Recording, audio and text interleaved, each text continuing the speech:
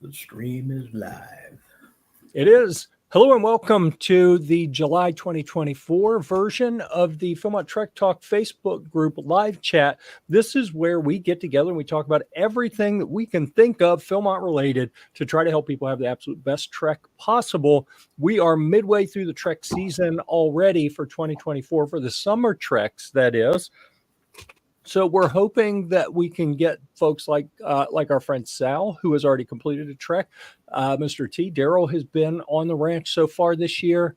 I'm leaving in a couple days, so I really can't give you any feedback yet, or at least no official feedback.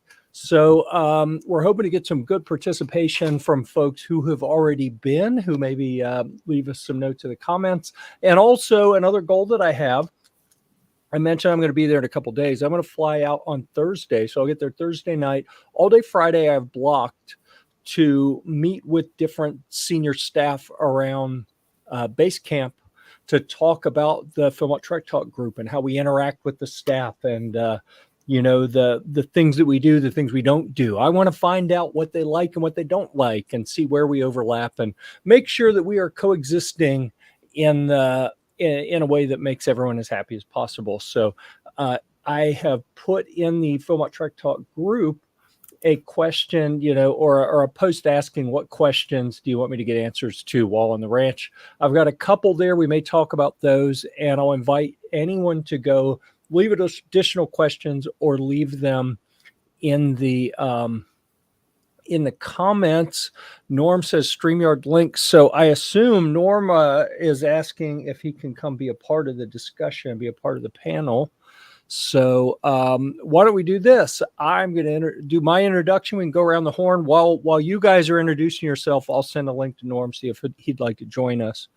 And then we'll dive in and start talking about our topics for this week. So hello, I'm Jeff. I'm the founder and main admin for the Philmont Trek Talk group. You know what? I don't like the way that sounds. I'm the figurehead. I'm the one that takes all the credit while everyone else does all the work behind the scenes. So with that, let's see. Norm says not really. He didn't realize the name assignments were working. Okay. Yeah, that happens when we're in YouTube. When we're in Facebook, it messes up and you have to go give it permission to say who you are. But since Facebook broke the ability for groups to do streaming through StreamYard onto the platform for groups, we have to do just YouTube for now. So anyhow, former skipper, Sea Scout ship 4019 in Burlington, North Carolina. And I do get out and play with the Dirt Scouts every now and then, and I appreciate that. Dirt Scouts like our esteemed elder statesman, Mr. T. Darrel Tadsen, Greater St. Louis Area Council contingent advisor for a number of years. This past year only had one crew out of St. Louis area, surprisingly, 5 for next year. But I volunteered in the Welcome Center for the couple of weeks that my crews were out there, and had a great time. And we'll talk about some more of that a little bit later. Down to you, Mark. I'm Mark Schwer. I live in Iowa City, Iowa. I'm a 9 years Philmont staffer. I'm a PSA Life member and currently on the PSA Scholarship Committee for youth participants and things of that nature.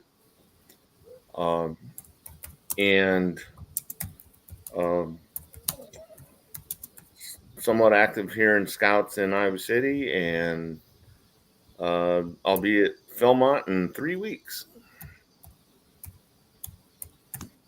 Awesome. I'll wrap it up. Scott O'Mary at Plano, Texas. This next week, I will complete my 9th year as Scoutmaster 2259.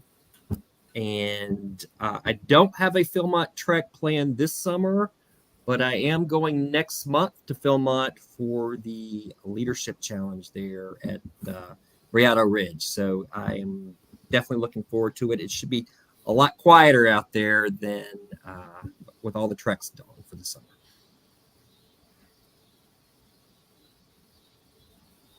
And we're back up to Jeff, but he's on mute. I try to do that to throw people off. I want to see if you can make out what I'm saying. And actually, I know Norm said he wouldn't really ask him. But I'm going to go ahead and toss a link at him anyway, if he cares to join and talk about. It looks like he has already gone and come back. So I'm going to go ahead and toss a link out. If he wants to join, that's fine. If he doesn't, that's fine too. But that has been sent. So Norm, if you want to go check that Facebook message and join us, and that's fine. If not, no worries. So let's see. Why don't we start with one thing real quick? Yeah, I just saw the private message from Darrel. Yes, would you like to talk about that other resource real quick? Yeah, if you can type something up and put it on the screen. Sure. The welcome manager at Filmont this summer was a former staffer, ranger in the backcountry, a female. And while I was there, we had lots of conversation. I asked her, is there a good site that she would recommend or whatever for female adults or youth who are headed to Philmont? Kind of a subject maybe the four of us aren't real comfortable talking about sometimes. And she said, yes, there is one that is a Facebook page that's set up by former Philmont staffers. I think it's gone through or working through the Philmont Staff Association. It's called Female Forum. And Jeff, if you can put that up there, it's a Facebook page.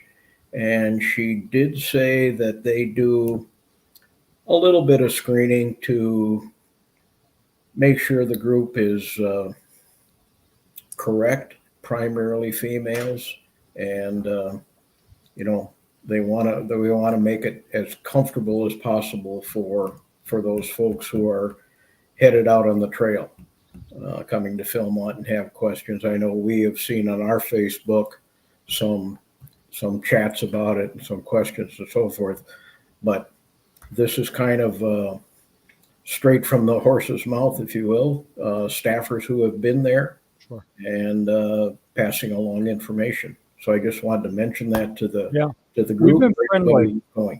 We've been friendly with this group, not actively friendly, but because it is females only, and none of us on the panel right now qualify there. And I see Norm. I'm going to bring him in just a minute. But I have always had a little bit of trepidation about a group that excludes, a big portion of our audience. But I do understand, and it frustrates me, to be honest, that that some of the members of our group aren't comfortable asking questions that are kind of female oriented to our group and getting answers in that public setting. I do understand that even though I wish they felt more comfortable, they sometimes don't, and they'd rather pose those questions in a female only forum. So if you have female specific questions and you want to pose them in the Philmont Trek Talk group and ask people to be respectful about answering them, feel free to do that. If you would like to go use this other resource, then I'm going to drop the group link here in the chat, and you're welcome to do that as well. So right, just another way to get information. Yeah, so that's out there and available. If anyone of the non-male persuasion, because that's what you have to be to get in that group, would like to go check it out, then the link is there. I'm going to add Storm and Norman to the group here. Welcome back, Norm. Thank you very much. We had a wonderful trek, 2 crews in the backcountry, one of them all boys and one of them the majority girls, and had no serious incident that occurred. I had one adult in the boys' crew had to go home because of disasters at home, but he managed to make it back without any trouble, and the rest of us made it back on Friday. So we actually went swimming on Sunday, so we're still alive. Great. Any trip where everyone makes it back in one piece, I think, is a success, and having fun's kind of a bonus on an adventure like that. So And where's Norm from? Where's I am actually from Hampton, Virginia. Okay.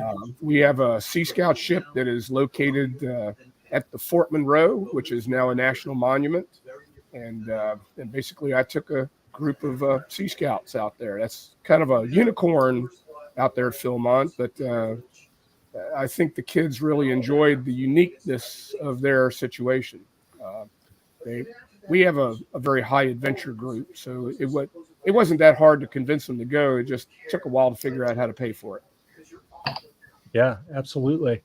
And I do appreciate that. I just packed my Sea Scout uniform today so that I will be representing in base camp here come probably Monday. I think I'm going to wear other stuff over the weekend. And then when my crew shows up on Monday, I'll be the one blue patch in a field of tan and green.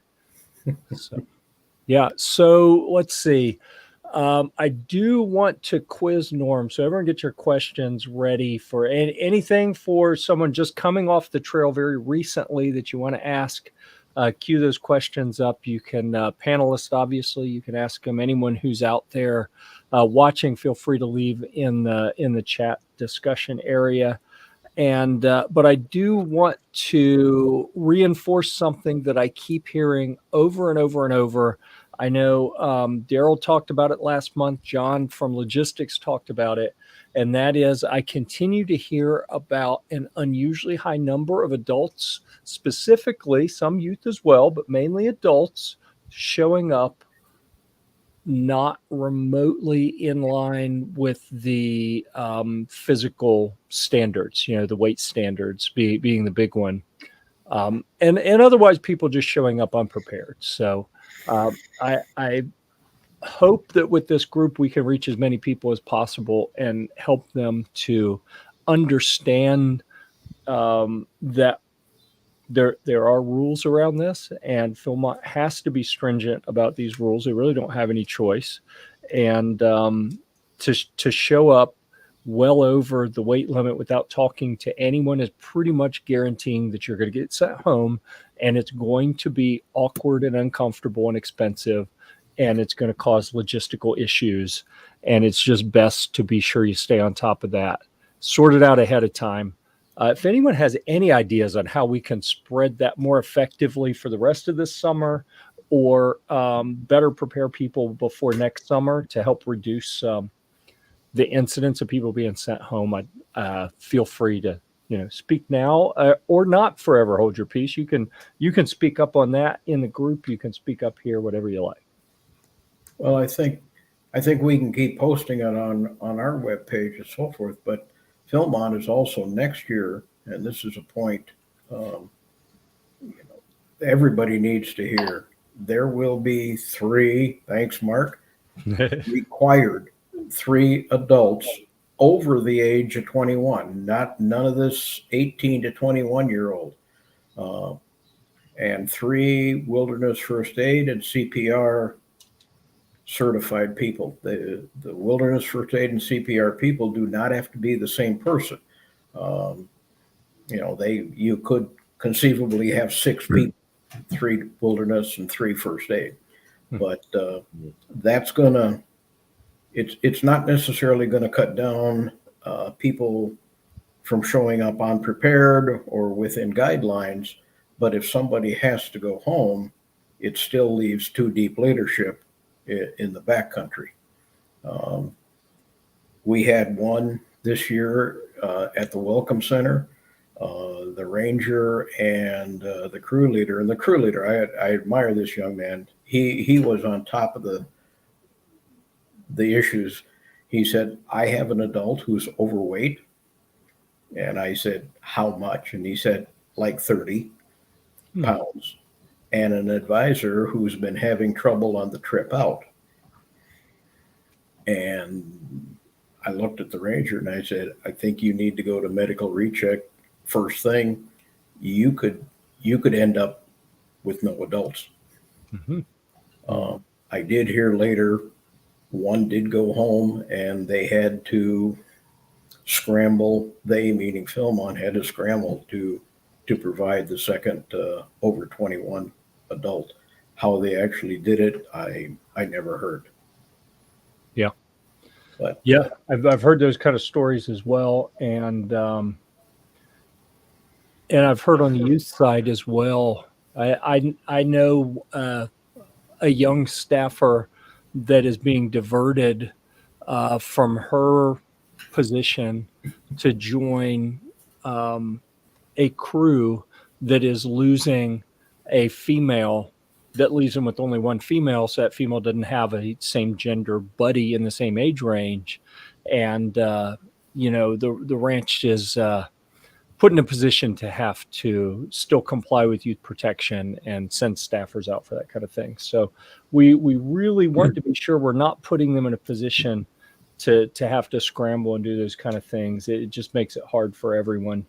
And you have to assume that at some point they're going to run into situations where they just can't make it work, and then the whole crew could end up just being dispersed among other crews or being sent home, or I don't know how they handle it, but It's a rent-a-ranger. Right. Yeah, right. Because we had a discussion fairly early. Day 2, we still had the ranger with us, and our female leader was beginning to lose hope. She was in plenty good shape, but she was losing hope. She had some underlying medical conditions that didn't disqualify her, but which were easily accentuated under physical duress. And she eventually did fine. But, that's at the end of that second day, we had a heart-to-heart with the ranger, and we convinced her to carry on, but the rent-a-ranger was the only possibility that would have happened. Right. And there, it was interesting. The sister crew to my contingent crew, the other crew that went with us, they had a female ranger that would have been an excellent choice if she wouldn't have minded going out for an additional 12 days. Sure.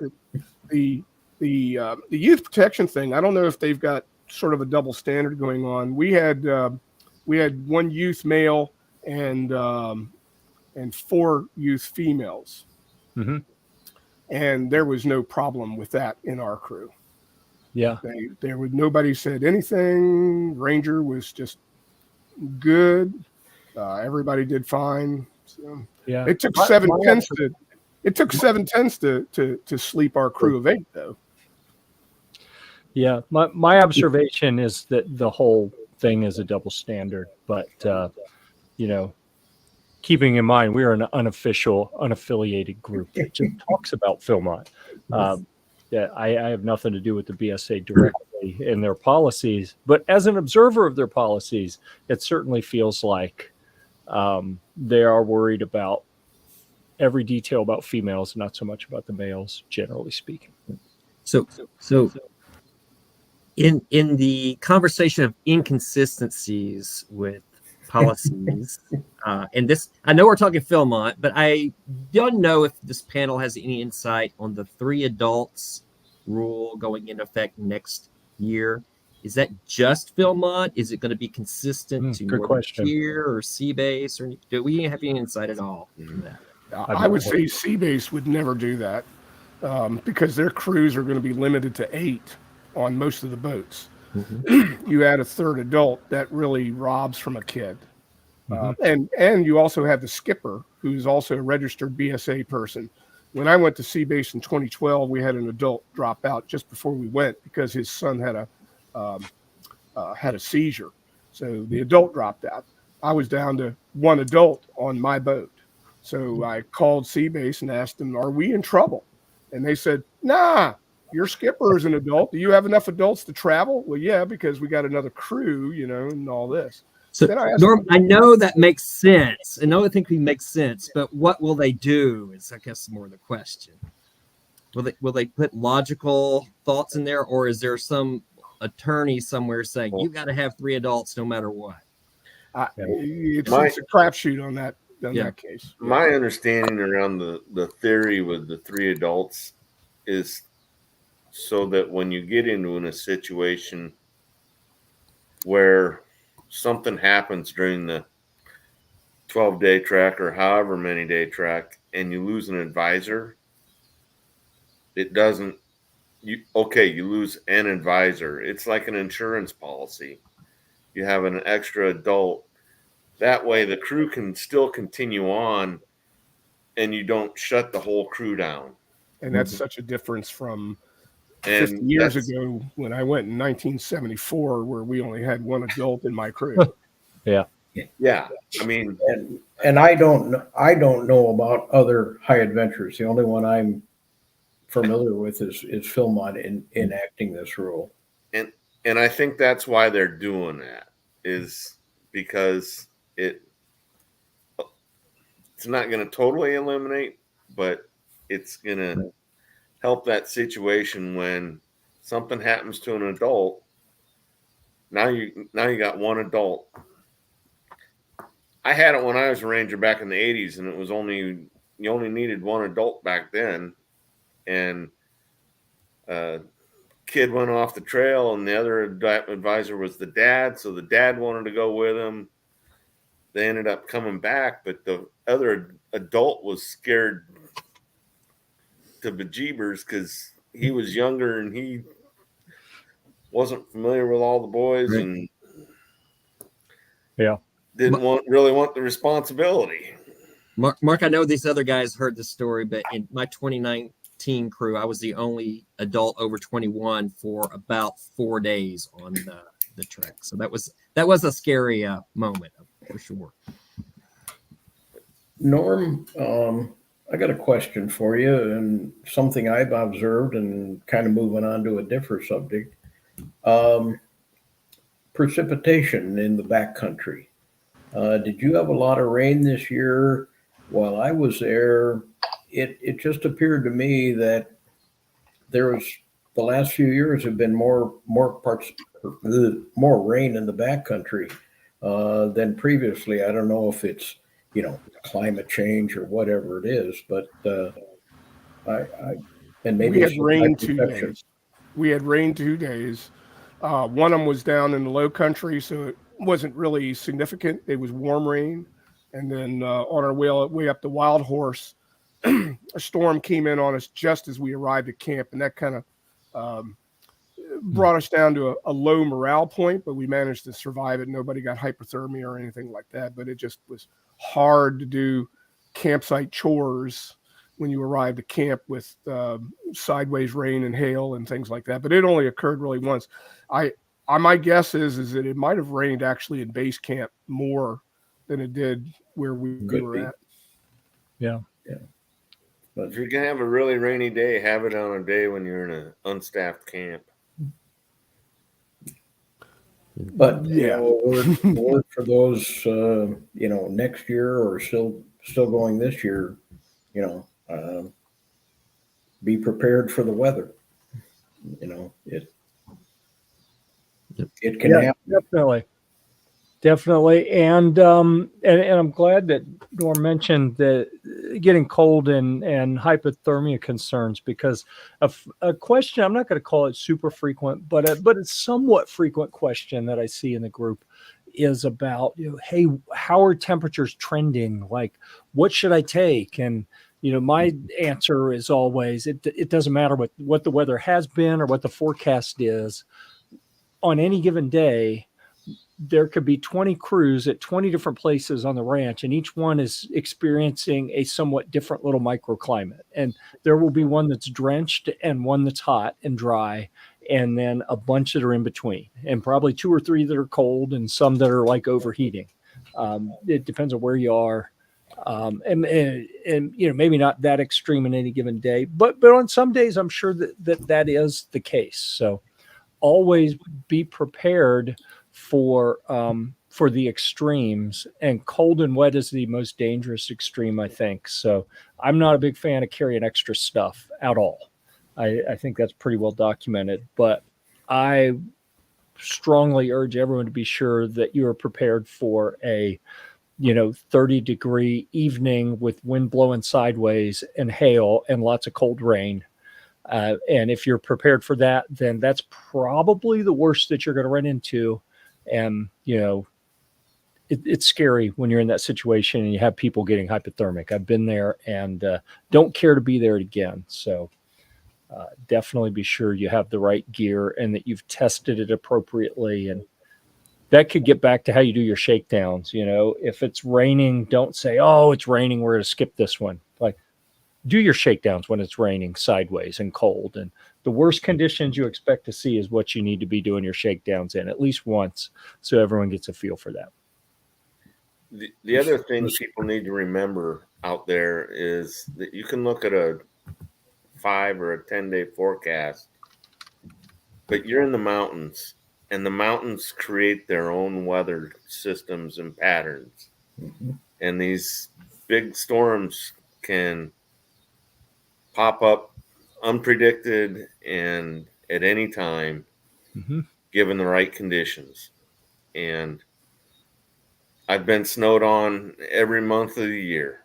And I've noticed, Mark, over the years, these storms come in, they roll over the mountains, and like we in the Midwest, probably the East Coast too, I mean, they come in from west and they just keep moving. But due to the mountains, they seem to circle back. They don't necessarily keep going west to east and, well, it's over, and we're okay, but it tends to swirl. Yeah. We're on the edge of the Great Plains there. So you got Gulf Coast. You're seeing it probably today with the Gulf Coast storm affecting weather. And then it just comes from all different directions. Yeah, a good friend of mine is still out there in the Welcome Center, and he said the base camp got drenched today. And, from what he could see in the radar, it was definitely in the backcountry and quite widespread. And I sat on Tooth of Time one night and watched sunset, and I watched probably 10 different thunderstorms boil up from Colorado and down through New Mexico. And you could just sit up there and watch them all. And, and I was just thankful it wasn't right where I was at. Yep. Another subject, Jeff, if we could, we had a couple of posts yesterday or the day before that I put out there about for this year yet for trains, particularly eastbound trains being late. I think it was either yesterday or the day before. The number 4 train going towards Kansas City, Chicago was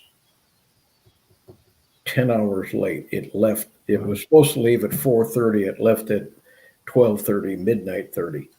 Philmont, I checked with Philmont and Logistics, and yes, they monitor the schedule, but they still put you on a bus at 2:30 and take you to the Raton train station. Right. So be prepared for that if you're, returning home on Amtrak. And I would say the number 4 train eastbound is historically more late than the morning train number 3 coming from Kansas City, Chicago. Yeah. Well, and that's a great reminder. And I think for the adults that are in charge of a contingent or the travel for a crew, as part of your planning, put some contingencies in place. Even just think about it. You don't have to book anything. Have some contingencies in place, no matter what your travel plan is. I can tell you that a couple years ago, we came off the trail. Very first thing we heard, we are walking into the backside of logistics and taking our packs off and weighing them. And someone comes up frantic, oh my God, it was someone else from another crew in the same contingent that I was with. Did you hear the train derailed? We may be stuck here. It derailed that morning. We were supposed to go out the next morning, and it was, or maybe it was the day before. Regardless, we were the very first train to go through after the derailment. It was still sitting on the side of the tracks. Let me tell you, that was eerie.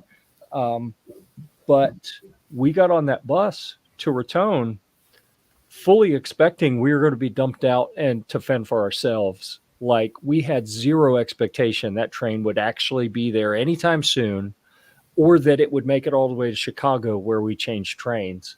As it turned out, it was a few hours late, but we went all the way through to Chicago. We thought we were going to get off in like Kansas City or something and be put on buses and shipped somewhere. And it was a minor miracle that they were able to get us all the way through. But I can tell you that train ride from the ranch to Raton was crazy stressful for all these adults who had just come off the trail. We're like, oh, it's finally done. All we have to do is relax and get all the way home.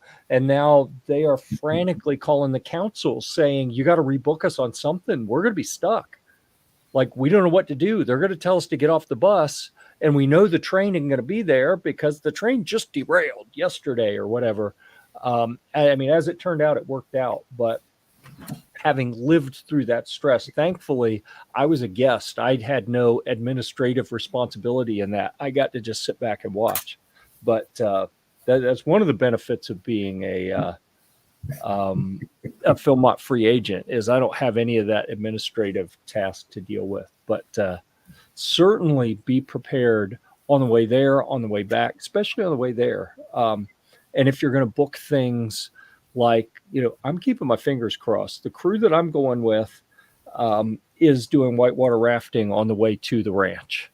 And when they told me, I was like, oh my goodness. Two thoughts. Number one, I love whitewater rafting. That sounds awesome. Number two, please no one get hurt.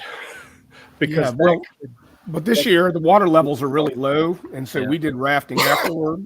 And we couldn't do the Taos box, which is the level 4, level 5 stuff. We had to do the level 2, level 3. So nobody's going to get hurt unless you hurt them on purpose. Yeah. Well, I've seen people. I guided a few trips on an Annahala back in college, and I saw a few people securing their foot under the tube, and then they hit a rock just in the wrong way and kind of break something in their foot. That'd be really bad a day or two before starting a trek at Philmont. So I get real nervous about that kind of thing. But especially if you're doing adventurous things on the way there or on the way back, be prepared with contingencies in case something happens to someone, so that you at least have a head start to start dealing with those things. All right. And in Raton, on the way out, I was going to mention too, there are several eateries, pizza, hot dogs, restaurants within reasonable walking distance of the Raton train station. So, and as Jeff mentioned, have a contingency plan. Maybe you got a little extra cash in your pocket. You might have to hit the credit card, but it's not quite as desolate as Cimarron. Sure. So let's see, Norm, let's grill you a little bit more since you came off the trail. The question that I asked privately, most popular food, and I saw what your answer was, but I'm going to, since you said what it was, since I know what it was, I'm going to say what percentage of meals fit that category as well. 3 of the meals were Mountain House meals, 3 of the dinners. We actually dropped one off. Didn't eat it. We ate 2 of them. One of them we dropped off and just picked out some quick stuff because we were going to a dry camp, and we didn't want to eat dinner for the second day in a row at 1 in the afternoon. So that's and the staff, and that was at Clear Creek. They were just happy as they could be that we had dropped that off. And because they said, we hit the jackpot, we're going to eat this. The other thing, Mountain House was it? I mean, what flavor? I think we actually missed out on the Creole. Huh. Okay. But we had the others, and they were actually pretty good. The advantage of the Mountain House, we went off the script with the Mountain House. We just boiled water, put it in the bags, and ate out of the bags. Which you're allowed to do now. Yeah, well, I mean, that's when the bag is designed for it. And that's one of the reasons I wanted to talk about Mountain House is I've had people call me out. I used to be really aggressive about the cooking method when they were issuing almost completely mountain house, and it didn't make sense to do it in the big pot the way they said, to me, when you could just pour it in the bags. I understand there are other considerations with that. I'm far less aggressive with that now because a very small percentage of the meals are able to be rehydrated in the bag. So it's not even worth having that discussion right now about cooking method, in my opinion, because I have had some people get on me about, why have you stopped talking about that? I'm like, inflation has made it, mountain house meals are crazy expensive now, and you just don't get as many of them. It's a different dynamic than when I was all hell bent on changing that. So looking I at like the other mountain house meals also. Yeah. and they're great. Looking at the other side of the coin, which was the worst, anything with peanuts. We just got, there were entire swap boxes that had nothing but peanuts. We went to one staff camp. They had, the swap box was full of peanuts, and then they had another swap box that was already full of peanuts. Wow. It's like every meal you end up with peanuts, and you just get sick and tired of it. Yeah. Interesting. And this reminds me of the what was it that it was like eating cement a couple years ago? Chickpeas. Chickpeas. Reminds me of the chickpea fiasco of a few years ago. But The other And one, they brought back jalapeno squeeze cheese, which is, I that's don't think amazing. I actually I had kids get sick when they ate that. So In the tube? it's not a tube like it used to be. It's in a more of a rectangular package. It's in a 4-ounce package made for Like a ketchup pack. Yeah, but it's but big. bigger. It's actually big. It's 4 ounces. And it's I didn't eat any of it because I remember, and but some of the kids gave it a try, and actually they had problems with their stomach afterwards. So Yeah. Pepto-Bismol works fine. Wow. All right. Well, there's a plug for crew first aid kits to have a little Imodium or Pepto or something in there just in case. Also, be careful when you come off the trail and you hit Cimarron for your first real meal after 7, 9, 12 days of dehydrated. Yeah. The system sometimes doesn't appreciate it. Yeah. Understood. Onions are the worst. Yeah. So that's good feedback. Did you have any dehydration issues? How did it go with your crew? I'm the camel of the bunch. I could probably hike all day and only drink a quart of water.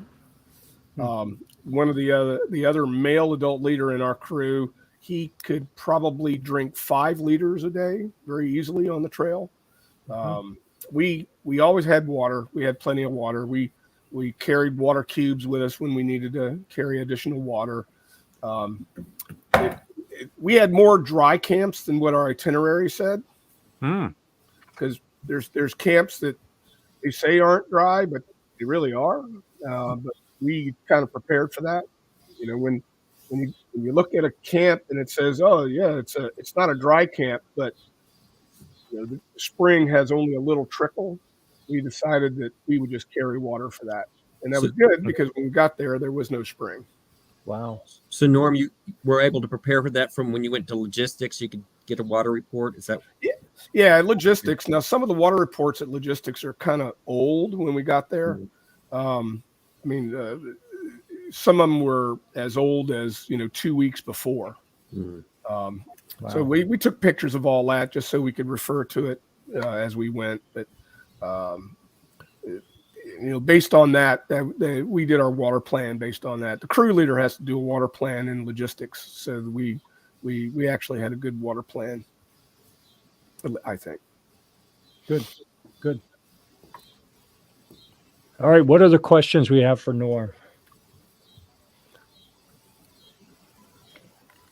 I only had the important ones. I only had one. I only had one program fiasco.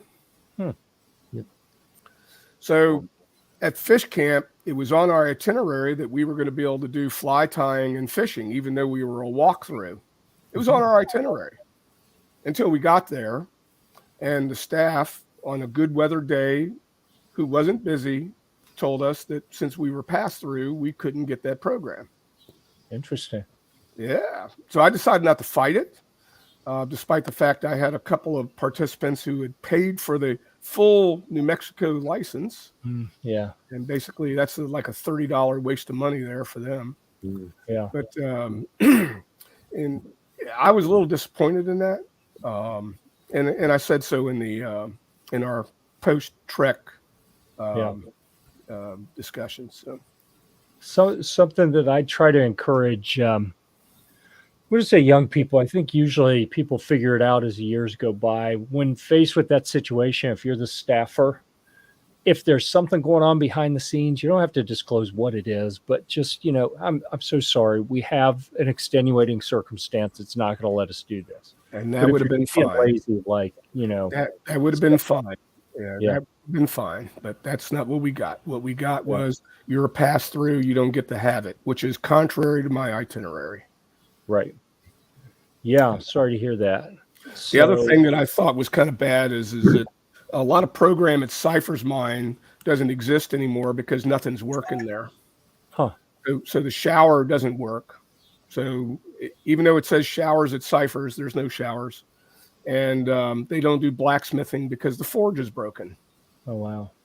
So the only thing they had was the mine tour, and then the actual. I'm glad you put that in your evaluation. From being on staff, I do know that those evaluations are read, and I would encourage advisors, and I'm sure you did, Norm, that they fill that out as promptly as possible so it can, issues can be rectified. I mean, if you wait 2-3 weeks and say, hey, the forge at Cyphers was broke, well, now you just wasted 2 or 3 weeks. Get those back in as quick as you can. The bright spot was Clark's Fork, possibly the best staff camp I've ever been in. And it was a lot of fun. And kids loved it. Horse rides were great. The campfire was great. Everything was great. Showers were great. They're the best showers around, I think, except maybe Cimarron Cito, but I didn't get to enjoy those. And again, put those in there too. I mean, the evals are, not just a place to be complaining about everything. I praised them where I'm sure you did, but I'm talking to the other advisors. Yeah. The other neat thing was that our ranger, one of my participants, dropped his trekking pole on day one and didn't realize he had dropped it. He had a holster on his pack and it dropped out of the holster. He didn't know about it until much later in the day. He didn't want to go back and get it. Turned out it showed up in Lost and Found. The ranger checked Lost and Found and ended up relaying it to where we were. Yeah. Wow. That was pretty cool. That was really cool. All right. So I ask about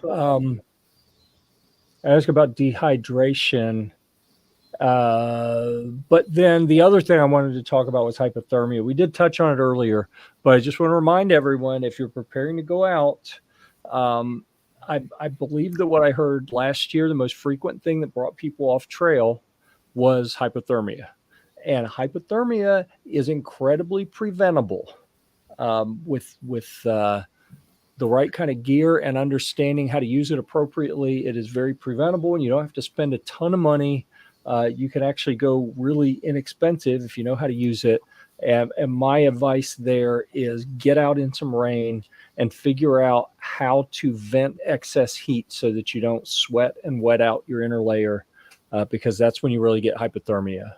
People worry about leaking from the outside, and that'll make you cold too. But soaking your entire base layer from the inside out by sweating and not venting off that heat, I think, is the most frequent way that people end up with hypothermia.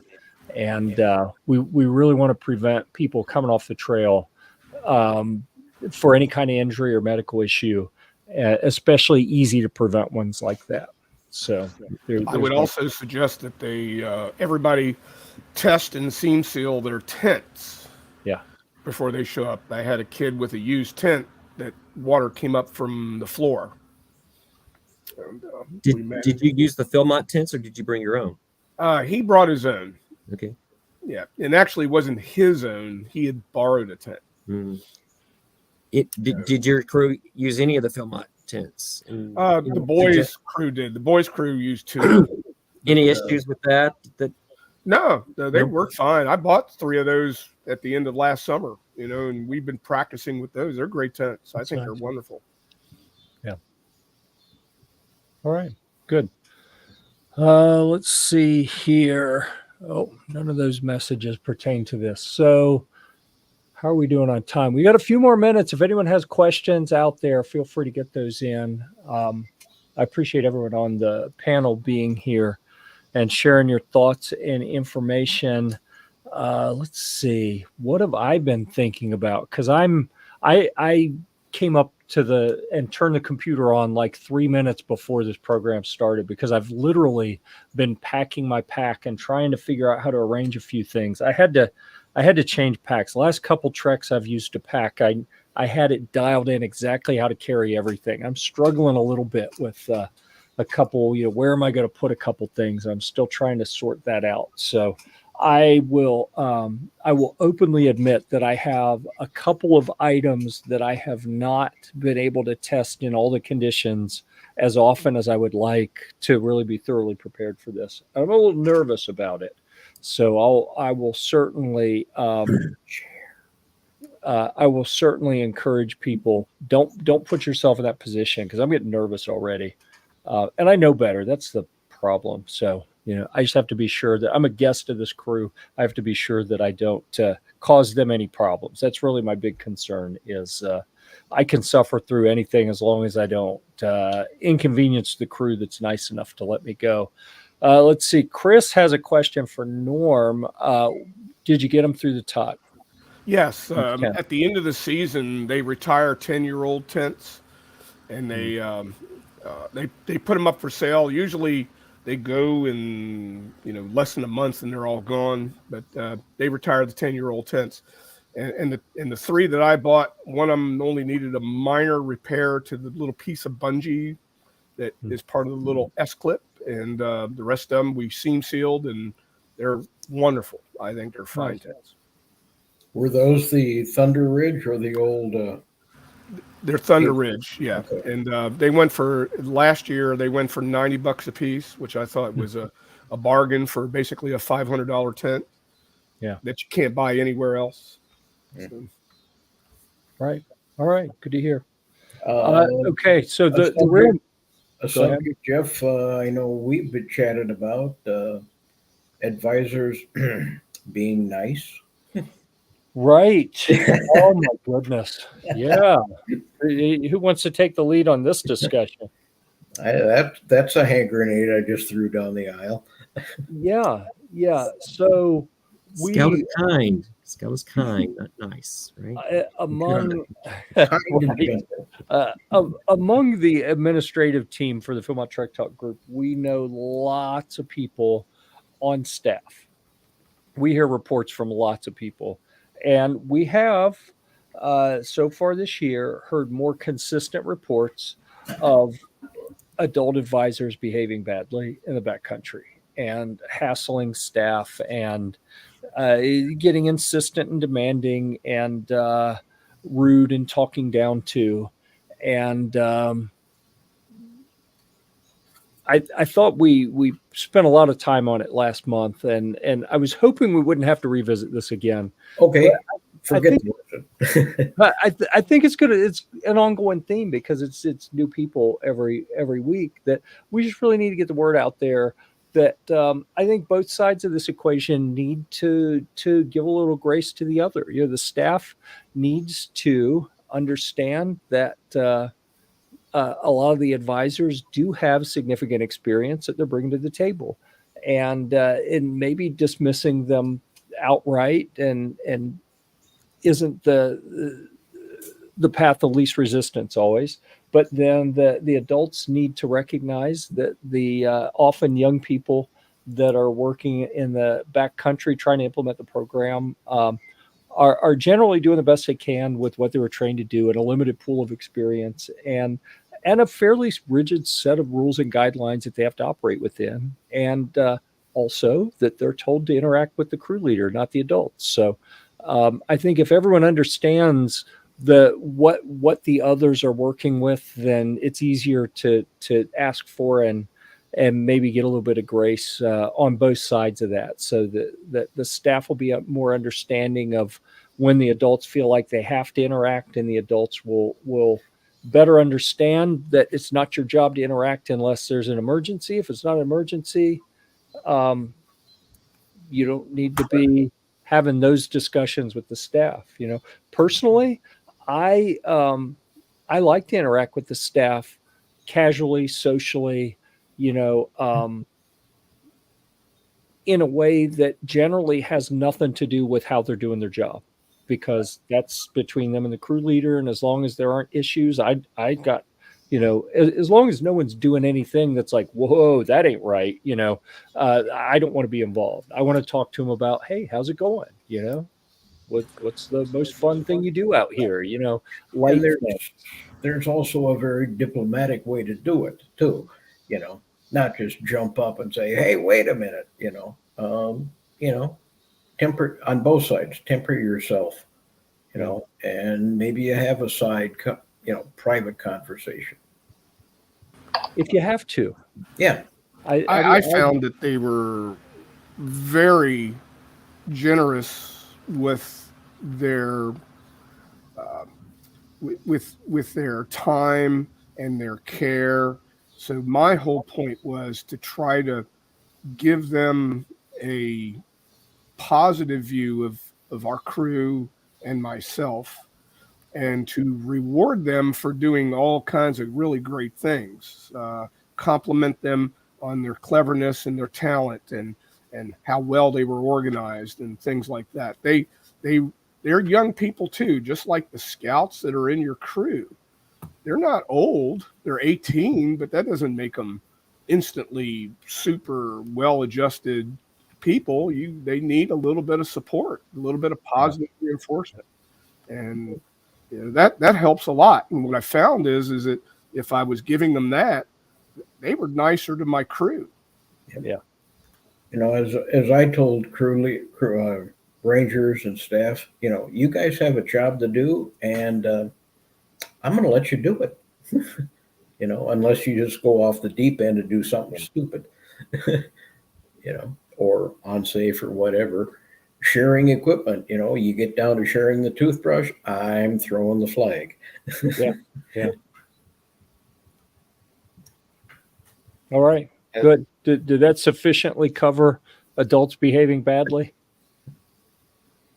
As a former backcountry staffer, and I think Norm kind of touched on this a little bit, but you always want to remember that when you approach a staff cabin, usually when a crew checks in, most every camp I know of, they'll ask you up to the cabin to check the whole crew in.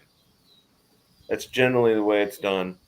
But other than that, unless there's a situation, you don't need to be lollygagging down there. You're invited down to advisor's coffee. Spend that time. Usually the staff will come out and chit-chat with you during that time. But they need their time also, because that's their home for the summer. And you just got to respect that. And like you guys are talking, you give them a little bit of respect, they'll give you a lot of respect. If you ask nicely, they'll maybe do an extra thing for you. It disturbs me when I hear stories about what we talked about at fish camp, where, it appeared that a crew wasn't really, or a camp wasn't really busy, and they wouldn't at least do fly tying for a few kids in a crew. Yeah. That just saddens me that a camp director would even be running his camp that way. Yeah. And it may have been one kid on that staff. Or it could have been there was something going on, and the kid just didn't do a good job of communicating. Listen, we got something happening behind the scenes that's not going to let us do this. maybe it was something sensitive and they didn't want to disclose it and they didn't know how to deal with it. But hopefully, putting it on the survey, it'll get back and they'll either be told, if you're available, you need to make it available for people. And if there's something going on, diplomatically let them know. We're not trying to shaft you. We just don't have the resources right now. I mean, Yeah. So let's see. We got about 5 minutes. If there's anything anyone else would like to talk I about. remember back in the day, depending on crew loads and stuff, working at the rock camps, if we had a crew come in late and they really wanted to do rock climbing, we'd go ahead and let them do it that evening, just so we wouldn't have to get up in the morning at 8 o'clock and go climbing. We wanted to sleep in till 10, Right. because we knew that no crews would be in our camp until noon. Yeah. That's funny. And that was a mutually beneficial thing, Sure.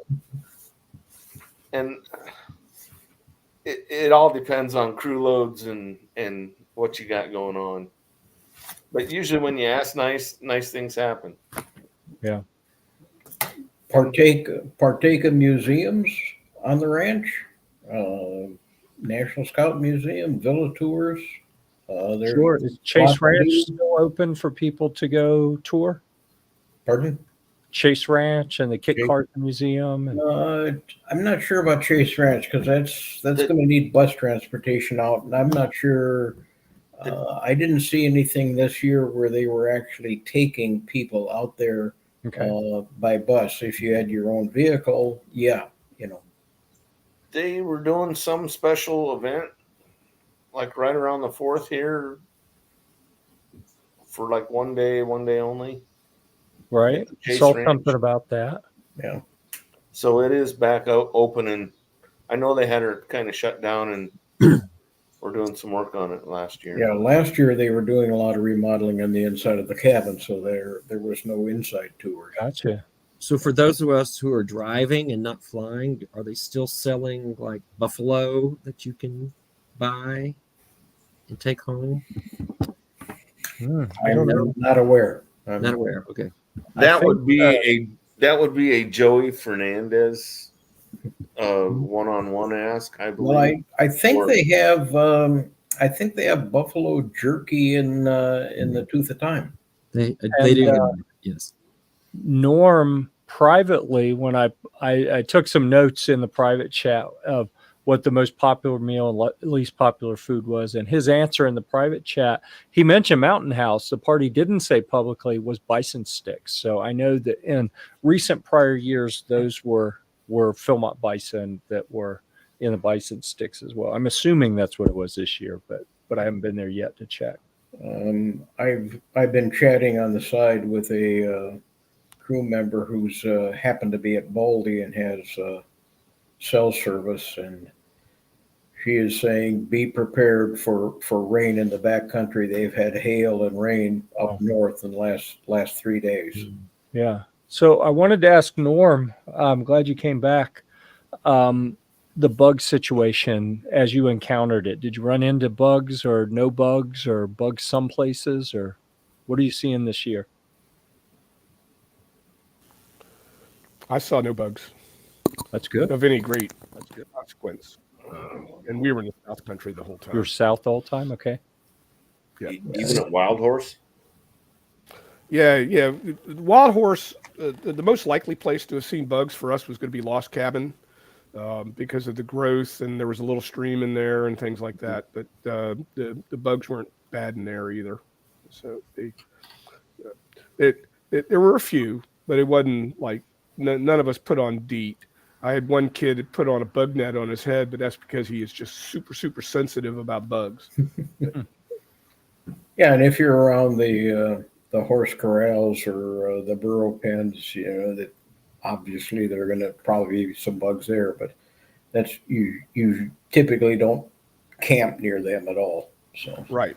There was no biting insects that we had, so that's really good to know. We've seen in the past few Junes that, especially in the South, that there were some pretty significant bug problems. So that's good to see that was not an issue this time.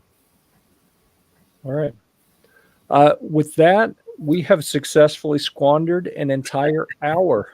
So thank you to all of our panelists. Thanks for the folks who left comments. And I do apologize that my schedule, I just got back in the country a couple days ago, and I've been getting ready to go hit the trail. So I didn't even schedule this until midday today. So I suspect more people will see it in replay than saw it live because I just didn't get it posted in time. I do apologize for that. It is, it feels better when we have more people out there interacting with us during the program. But I think there's still some good stuff here that anyone who watches in replay is going to benefit from. Thanks, Norm, for joining us. We really appreciate the insight coming right off the trail. And in the rest of the panel, you know, this would be excessively boring if it was just me talking. So thank you so much for making the program worth watching for all of our audience. I really appreciate that. We should be back on, we do the second Tuesday of every month at 9 p.m. Eastern time, because of course that is the most important time zone. And we will, I mean, as far as y'all know, right? So wish me luck. Keep your fingers crossed as I venture out into the wilderness with some gear that's less tested than I'm comfortable with. And let's see what happens in the next week or two. If you, a reminder, if you have any questions, thoughts, comments, ideas for any content I can create Friday, maybe even a little bit this weekend while I'm at Philmont or while I'm on the trail, questions that could be answered, processes. One of the things, for example, I created a video a few years ago. It's a tour of base camp. Like if you're arriving, it starts with getting off the bus and walks you through all the places you go as a crew arriving at base camp. I can hardly watch it because the camera I used had no stabilization and it's all jittery. So I'm going to reshoot some of that video with some more stable footage. So if there are any processes that anyone has seen that they're like, man, I wish someone would have helped me understand this before I got there, shoot me a note, leave a comment in that thread in the group, and I will try to do that. I've already got a meeting scheduled with Roger, the general manager. I'm going to talk to Ashley at the TOT. I'm going to talk to Bob at PSA. Hopefully, I think we've got that. We just got to nail a time down. I've reached out to several other department heads. We're going to try to see what we can do to have a better communication path between the group and some of the decision makers there on the ranch. So any ideas you have for me, please share those in whatever way you can. I think we covered everything. I got to ask Norm, was the cashless transactions happening at all the trading posts you went to and stuff? Yeah, we actually had only one trading post. The one at Cimarroncito burned down, so there was no trading post there. But there was one at Cimarroncito? Yeah, Cimarroncito. Yeah, it Burned down a couple of years ago, and Well, they ended up in the 2018 fire. Yeah, and they ended up repurposing what used to. Well, actually, what burned down was the commissary. So then they repurposed the trading post. New Gulch. No, I'm talking about Cimarroncito. So the only place that we actually had a backcountry trading post was at Apache Springs, and it was good that it was in good shape because we needed a water bladder because one of the adults had a hole in his water bladder, so we had to replace it. And they did a trail charge, and what was neat was I'd always been told in the trail charges they don't associate the name of the person making the trail charge, but actually they did. So that was really kind of helpful to know, maybe. To mark your question, I did get up to Poneal and visited the cantina there, and I specifically asked the root beer manager, and he said, yeah, cashless transactions, credit card, they were doing them and not having problems. Yeah. Awesome. Yeah. Nice.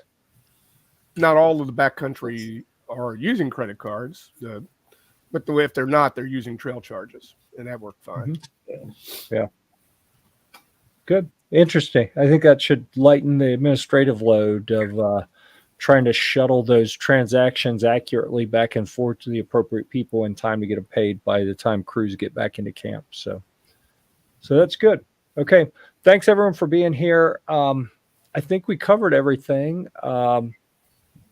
Should I shut it down? Is anyone not ready? Icon. Hike on.